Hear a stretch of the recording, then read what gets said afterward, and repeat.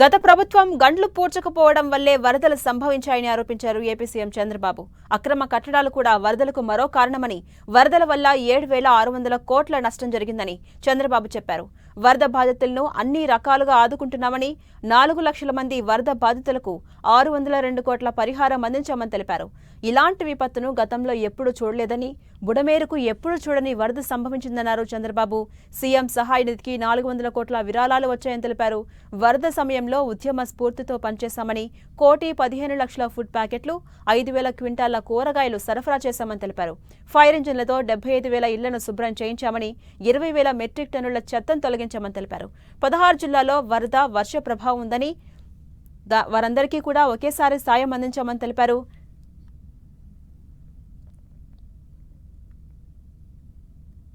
పదహారు జిల్లాలకు కూడా ఒకే రోజున రిలీఫ్ ఇస్తున్నాం. ఈరోజు ఈ రిలీఫ్లో మీరు చూస్తే మొత్తం జరిగినది మీరు చూసినప్పుడు 905 గ్రామాలు, 220 16 జిల్లా బాధితులు రఫ్గా 12 లక్షల మంది.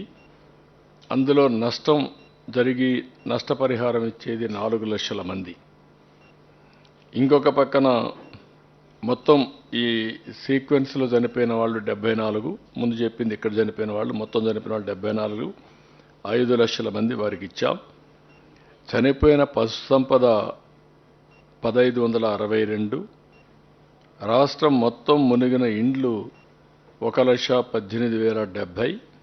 పరిహారం 215 కోట్లు. విజయవాడ మొత్తం ముంపు నివాసాలు 78,558. పూర్తిగా మునిగిన గ్రౌండ్ ఫ్లోర్ హౌసెస్ వరకు 64,799. అదే మరి గ్రౌండ్ ఫ్లోర్లో ఇండ్లకు 25,000 రూపాయల చొప్పున ఇచ్చాం. 161 కోట్ల 99 లక్షలు.